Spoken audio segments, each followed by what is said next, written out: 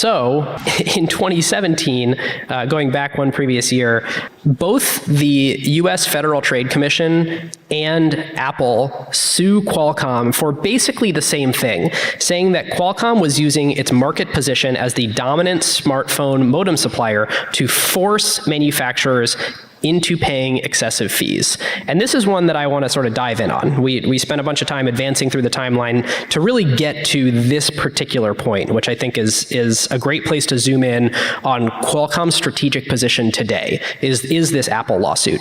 So some background. Apple has always used either Samsung processors in the first iPhones until they switched to their own.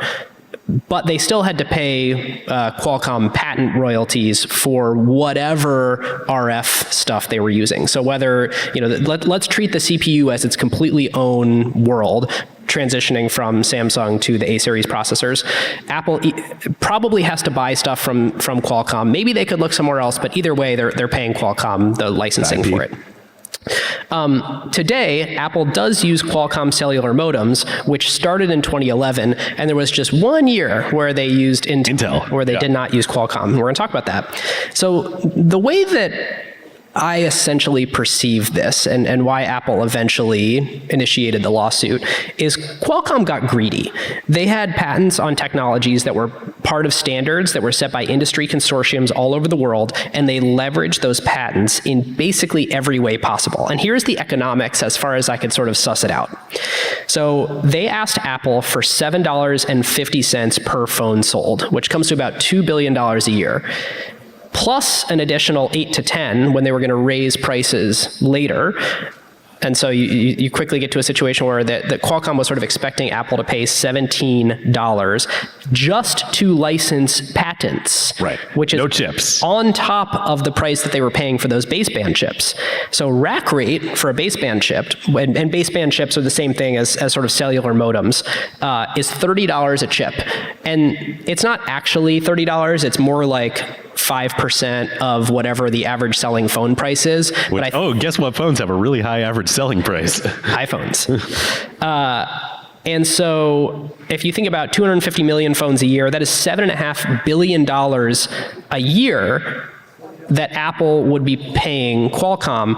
That would be 20% of the QCT revenue, 20% of all of the chip revenue that Qualcomm makes. And further, if you back out the 14 million a year from QCT, their chip segment, that doesn't come from the chips for handsets specifically, but rather there's some other stuff they're working on, automotive, IoT, and this new thing that they're calling the RF front-end radios product line, which we'll also talk about. This is cool. Apple could make up to 1/3 of Qualcomm's handset chip revenue.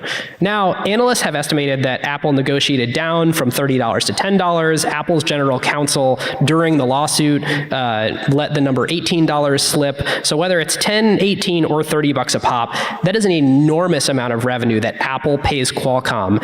Again, not for a Snapdragon, not for the CPU, not for the system on a chip, just for the RF cellular modem. Wild. So there's some other interesting things that came out in this lawsuit. Qualcomm asked Apple to speak out against WiMAX, which is a competing technology. And they were like, we need you to vocally speak out that our competitor is a bad piece of technology.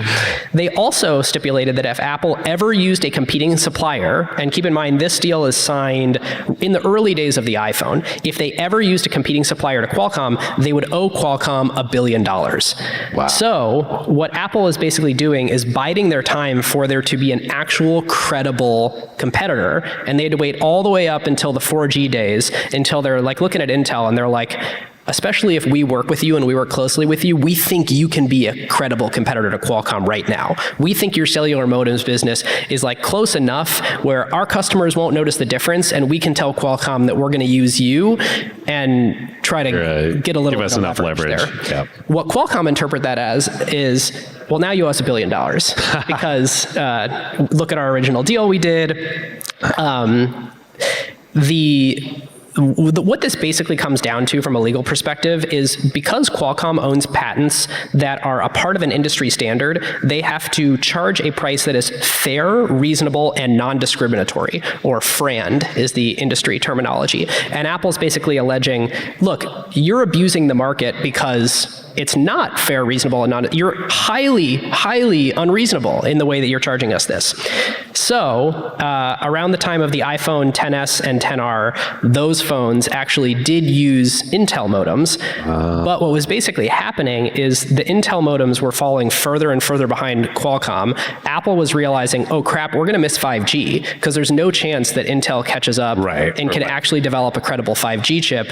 And so they end up settling and sort of backing off their big lawsuit with Qualcomm.